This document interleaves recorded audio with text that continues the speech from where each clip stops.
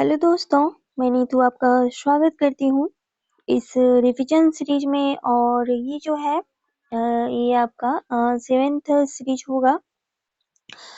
तो चलिए देखते हैं, प्रश्नों के ऊपर जाते हैं। इससे पहले चैनल पर नए तो चैनल को सब्सक्राइब कर लें और बेल आइकन भी प्रेस कर लें ताकि इम्पोर्टेंट वीडियो आप तक सही टाइम पर पहुँच पाए और अपने फ्रेंड तक भी इसे ज़रूर से शेयर कर दें, ठीक है। तो चलिए देख सकते हैं यहाँ पर कि ये सभी के लिए महत्वपूर्ण है। तो बीपीएससी तैयारी 4 के लिए काफ़ी महत्वपूर्ण है और जो भी प्रश्न वहाँ से पूछे गए हैं, इसमें भी शामिल हैं वो सारे प्रश्न। तो सभी हम लोग कर रहे हैं बारी-बारी से। तो कंटिन्यूअस इस वीडियो को देखें आप, बहुत ही लाभ मिलेगी इससे और एग्ज़ाम में आपको हेल्प भी मिलेगी। तो चलिए सीधे बढ़ते हैं प्रश्नों पे। और जिनको लग रहा है कि ये इजी प्रश्न हैं, तो इजी ही पूछे जाते हैं। अगर आप ज़्यादा पढ़ लिए हैं हिंदी साहित्य या फिर हिंदी व्याकरण, तो प्रश्न इजी ही होते हैं। क्योंकि टीआरई 1 में तो आप देख सकते हैं कि जितना भी यूजीसी नेट के सवाल पूछे गए थे प्रीवियस ईयर प्रश्न पत्र से, तो वही पूछे गए हैं टीआरई 1 में। टीआरई 2 में थोड़ा-सा पैटर्न चेंज किया गया था, ज़्यादातर व्याकरण से प्रश्न पूछे गए थे। और टीआरई 2 की मैं बात कर रही हूँ कि ज़्यादातर प्रश्न जो थे वे व्याकरण से पूछे गए थे। लेकिन टीआरई 3rd में आप देखेंगे कि व्याकरण और साहित्य दोनों से ही प्रश्न थे, किसी एक सेशन से प्रश्न नहीं था। तो इसके रिगार्डिंग हम ये सोच सकते हैं कि हिंदी और आपको क्या करना है, व्याकरण दोनों को समान रूप से पढ़ते रहना है। इससे आपका दोनों ही तैयारी होगा। और जो ज़्यादातर जिन्होंने यूपी का पीजीटी, टीजीटी या फिर स्टेट पीसीएस जो भी दिया होगा और जो यूजीसी नेट का तैयारी कर रहे होंगे, उनके लिए ये प्रश्न बहुत ही इजी लगेगी। लेकिन इजी ही प्रश्न पूछी जा रही है। हाँ, हालाँकि आपका कंपटीशन जो है हाई लेवल का रहेगा, तो कट ऑफ भी हाई जाने के चांस है इस बार, क्योंकि सीट भी कम आने के चांस है और आपके कंपटीशन भी हाई होंगे। तो इस मुकाबले में आप देख पाएँगे कि आपको अच्छी मेहनत और अच्छी लगन से इसके तैयार करना है आपके टीआरई 4 के लिए।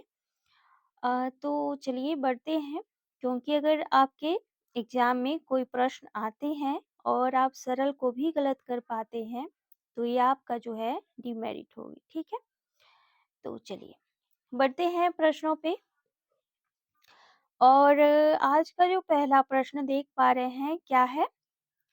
बिहार की राजधानी पटना किस बिहारी बोली क्षेत्र में स्थित है? तो ये जो स्थित है, तो क्या है? मगही, ठीक है। पटना किस बिहारी क्षेत्र में स्थित है? तो ये मगही यहाँ पर ज़्यादातर इस्तेमाल होती है। चलिए आगे बढ़ते हैं। अगला प्रश्न व्याकरण से है। प्रतिदिनम शब्द का समास विग्रह करना है। तो ये होगा दिनम, दिनम, प्रति, ठीक है। और ये सारे प्रश्न यहाँ से एस्टेट में भी प्रश्न पूछे गए हैं, वो भी प्रश्न इसमें शामिल हैं, तो थोड़ा-सा आपको ध्यान रखना है। चलिए यही प्रश्न अगर आपके एग्जाम में पूछे गए हैं, तो सोचिए ये इजी भी है और हार्ड भी है। पढ़ने वाले पे निर्भर करता है, जिन्होंने अच्छी तरह से पढ़ाई की है उनके लिए इजी है, नहीं तो बाकियों के लिए तो हार्ड ही पेपर होगा भाई। तो ये थोड़ा-सा ध्यान में रखना है, पढ़ने का अपना शैली होता है, तरीका होता है। चलिए आगे प्रश्न बढ़ते हैं अगले प्रश्न पे। महात्मा शब्द में कौन-सा समास है? तो महात्मा शब्द में क्या है? कर्मधारय समास है। महान है जिसकी आत्मा, तो आत्मा की महानता यहाँ पर प्रकट की जा रही है, बताई जा रही है, तो ये कर्मधारय हो जाएगा। आगे बढ़ते हैं अगले प्रश्न पे। त्रिभुज शब्द में कौन सा समास है? तो ये द्विगु समास होगा, क्योंकि यहाँ त्रि यानी कि त्रिभुज की बात हो रही है, जहाँ पर प्रथम शब्द जो है संख्यावाचक हो, तो ऐसे शब्द जो होते हैं वो त्रिभुज समास में आते हैं। चलिए आगे बढ़ते हैं। पूछा जा रहा है नील गाय में कौन सा समास है? अब देखिए तत्पुरुष है या फिर आगे ऑप्शन देख लेते हैं। आगे ऑप्शन है कि क्या है, अव्ययीभाव है या फिर कर्मधारय या फिर द्वंद्व है। तो नील गाय जो है कर्मधारय ही होगा क्योंकि विशेषता उसकी बताई जा रही है। आगे है सिंधी भाषा का संबंध किससे है? तो सिंधी भाषा का जो संबंध है ये प्राचर से होती है। अगला प्रश्न है वाराणसी किसकी उपबोली है? वाराणसी किसकी उपबोली है? तो यहाँ देख सकते हैं बघेली है, कन्नौजी है, छत्तीसगढ़ी है, बुंदेली है।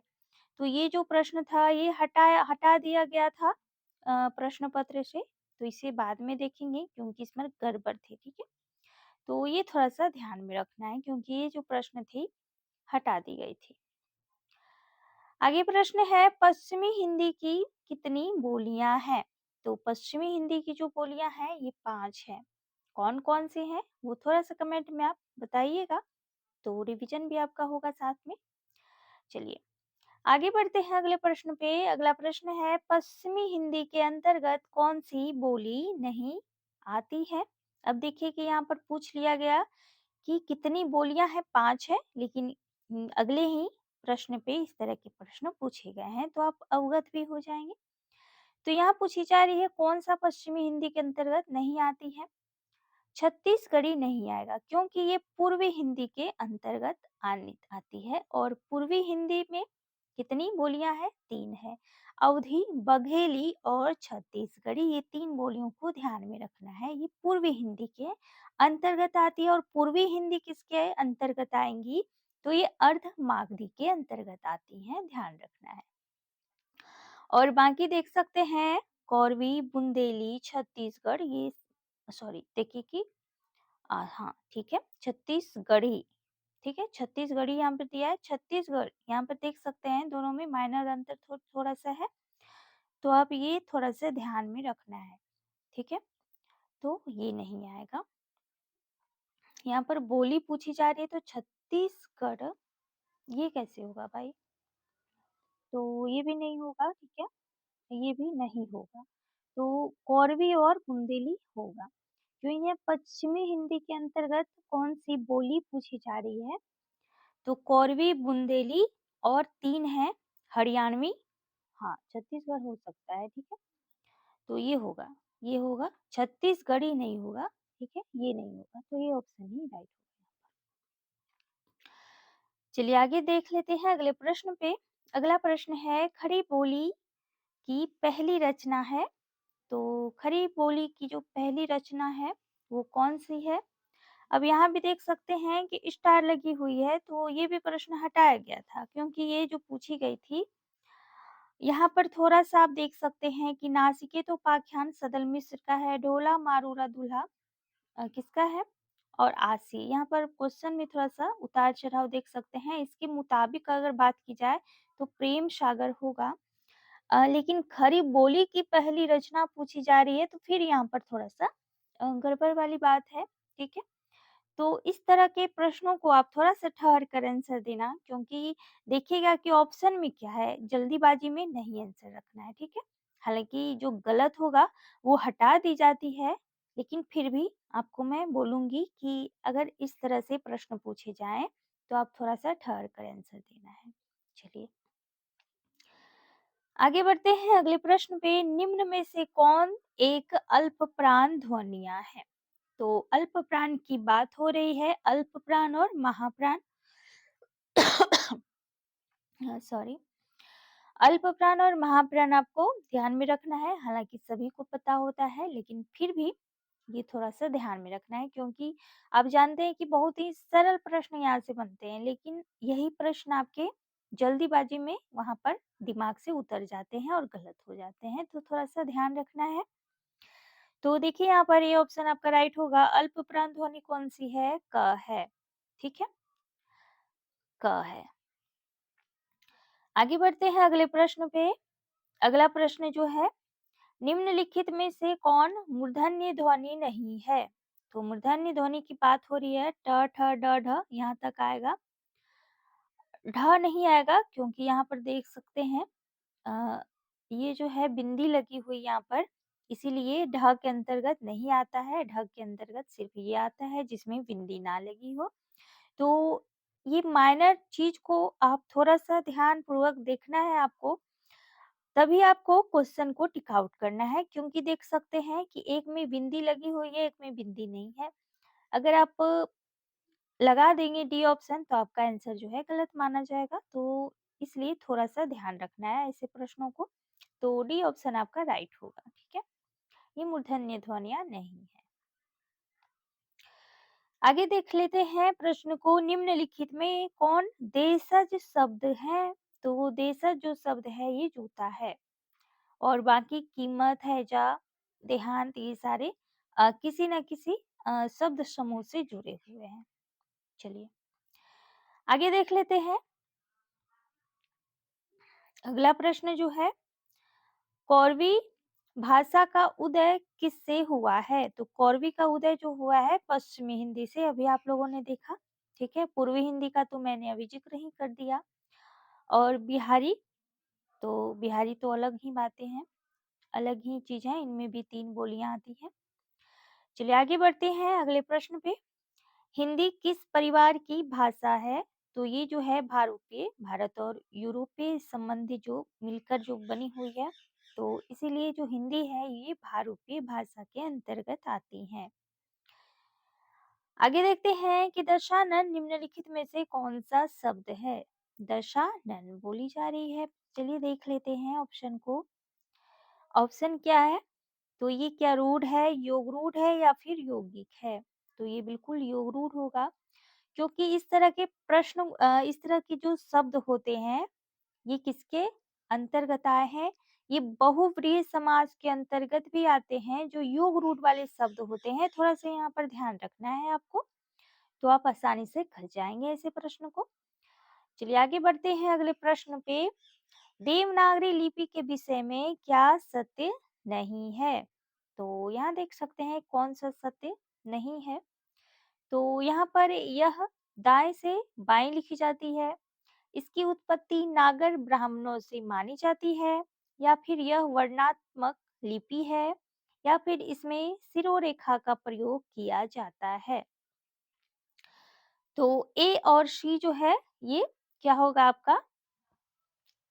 सत्य नहीं है, बाकी इसकी उत्पत्ति जो है ब्राह्मणों से मानी जाती है, नागर ब्राह्मणों से। और इसमें सिरोरेखा का प्रयोग किया जाता है, तो ये तो बिल्कुल सही होगा। ये दाएँ से बाएँ नहीं, बाएँ से दाएँ लिखी जाती है, तो थोड़ा-सा ध्यान रखना है आपको, ठीक है? चलिए आगे देख लेते हैं अगले प्रश्न को। देवनागरी लिपि मूलतः क्या है? तो ये जो है ये अक्षरात्मक लिपि है। यहाँ पर वर्णात्मक देखी थी इसलिए गलत हो गई थी। कैसी लिपि है ये? अक्षरात्मक है। देख सकते हैं कि दूसरे प्रश्न का आपको जवाब नीचे मिल ही जा रहा है, तो इसलिए मैं बोलूँगी बार-बार कि आप अच्छे से देखें इस वीडियो को, आपको बहुत ही अच्छी जानकारी मिलने वाली है। चलिए, आगे बढ़ते हैं अगले प्रश्न पे। अ, देवनागरी लिपि में स्वर वर्णों की संख्या है, तो ये टोटल 11 है, ठीक है? स्वर वर्णों की संख्या जो है वो 11 है, ध्यान रखना है।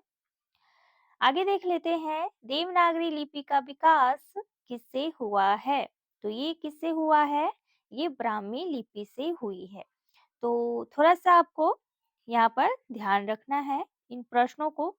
अब आपका जो अ, थॉट होगा देवनागरी के संबंधित, तो बहुत कुछ यहाँ पर क्लियर हो गया होगा देवनागरी लिपि संबंधित प्रश्न लेकर।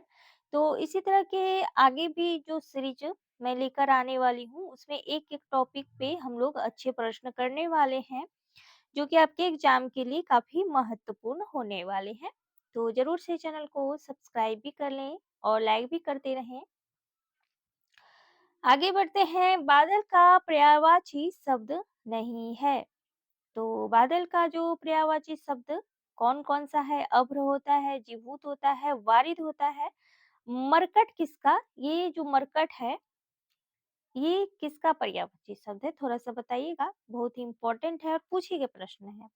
तो ये थोड़ा-सा आप कमेंट में ज़रूर से बताइएगा, जो मरकट है वो किसका पर्यायवाची शब्द होता है? तो डी ऑप्शन पे, हालाँकि ये गलत है यहाँ पर, लेकिन मरकट का होता क्या है आप कमेंट में ज़रूर से बताइएगा, ये प्रश्न आपके लिए है। चलिए आगे बढ़ते हैं अगले प्रश्न पे। अगला प्रश्न जो है क्या कह रहा है? अपने हाथ से स्वयं काम करो, वाक्य का शुद्ध रूप क्या होगा? तो अपना काम स्वयं करो, अपने से अपना काम करो, स्वयं से काम करो और हाथ से अपना काम करो, तो बखूबी है कि ये अपना काम स्वयं करो, ये ऑप्शन यहाँ पर राइट होगा। शुद्ध रूप पूछी जा रही है। आगे है कि विद्या अभ्यास का संधि विच्छेद क्या होगा? विद्या अभ्यास का, तो ये होगा विद्याधन अभ्यास, तो सी ऑप्शन आपका राइट होगा। ध्यान रखना है, इन प्रश्नों को, ऐसे प्रश्न पूछे गए हैं और आते हैं। आगे है साधु आ रहे हैं, वाक्य में साधु का वचन निर्धारित करना है। तो जो साधु आ रहे हैं, साधु किस तरह का वचन है? तो ये बहुवचन के अंतर्गत आती है साधु, ठीक है? ऐसा नहीं कि साधु ऐसा बोला जाएगा, ऐसा नहीं, ठीक है? ये थोड़ा-सा ध्यान रखना है। साधु, साधु यानी साधु में तो बहुत सारे साधु होंगे, एक साधु तो आ नहीं रहे होंगे, तो इसीलिए बहुवचन हो जाएगा, ध्यान रखना है आपको। चलिए, आगे बढ़ते हैं अगले प्रश्न पे। अगला जो प्रश्न है, तोता डाली पर बैठा है, इस वाक्य में कौन-सा कारक है? तो ये अधिकरण कारक है, में पर, ठीक है? तो में पर यानी पर, तो पर जो है अधिकरण में आता है, ध्यान रखना है। आगे प्रश्न देख लेते हैं। महा महोत्सव शब्द में कौन सी संधि है? तो ये गुण संधि हो जाएगा, क्योंकि यहाँ देख सकते हैं एक लकीर बनी हुई है और इसका जो फॉर्मूला है मैंने बताया है बहुत ही अच्छे तरीके से, आपको ध्यान में रखना है। जैसे देखेंगे वैसे ही पकड़ में आ जाएगा कि कौन सी संधि पूछी जा रही है। तो जरूर से देख लें वो वीडियो, क्योंकि बहुत ही महत्वपूर्ण है। संधि से संबंधित सभी डाउट जो है वहाँ पे आपका क्लियर होने वाला है, तो आपको ध्यान रखना है। चलिए आगे देख लेते हैं कि विद्यालय का सही संधि विच्छेद कीजिए। विद्याधनालय, विद्याधनालय, विद्याधनौलय या विद्याधनालय, तो विद्याधनालय होगा, ये ऑप्शन राइट होगा। आगे बढ़ते हैं अगले प्रश्न पे। क्या पूछा जा रहा है? पूछा जा रहा है कि छाती के बल चढ़ने वाला, छाती के बल चलने वाला के लिए एक शब्द क्या होगा? तो ये होगा उरुक। ये पूछे गए प्रश्न है, ठीक है? ऐसा नहीं कि मैंने अपने आप से बना दिया है, ये पूछे गए प्रश्न है, पूछा गया प्रश्न है। अब बोलिएगा कि किसमें पूछा गया है? तो अब जब 6 to 8, 9 to 10, 11 to 12 या फिर अन्य स्टेट में जो टीजीटी, पीजीटी होते हैं या फिर नेट जेआरएफ में तो प्रश्न ये नहीं पूछा गया है, लेकिन टीजीटी, पीजीटी 6 to 8 में पूछा गया है। तो आपको ध्यान रखना है इन प्रश्नों को। आगे बढ़ते हैं, अगला प्रश्न है आकृति शब्द का समभिन्नार्थक क्या है? तो ये होगा आकृति का जो है समभिन्नार्थक शब्द है बनावट। तो ये थोड़ा-सा ध्यान में रखना है, सभी प्रश्न पूछे जाते हैं और पूछे गए हैं। अर्वाचीन शब्द का विलोम शब्द क्या है? तो अर्वाचीन का विलोम है प्राचीन और इसी बार ही बीपीएससी तैयारी थर्ड में पीजीटी में प्रश्न पूछे गए हैं। तो इसीलिए ये सभी जो प्रश्न हैं आप लोगों के लिए काफ़ी महत्वपूर्ण हैं, तो ज़रूर से करें इसे मेरे साथ और मैं कंटिन्यूअस इस तरह की वीडियो लाती रहूँगी आप लोगों के लिए एग्ज़ाम तक। और जैसे ही ये सीरीज़ कंप्लीट होता है, मैं दूसरा सीरीज़ शुरू करने वाली हूँ आपके एग्ज़ाम के लिए, जो काफ़ी महत्वपूर्ण होगा। तो बने रहें इस चैनल के साथ और चैनल को ज़रूर से लाइक, सब्सक्राइब, शेयर करें और कमेंट भी करें कि आपको प्रश्न जो है कैसा लग रहा है। तो चलिए दोस्तों, आज के लिए बस इतना ही। फिर मिलती हूँ एक नए सीरीज के साथ, नए प्रश्नों के साथ। तब तक बने रहें मेरे साथ। Thank you so much.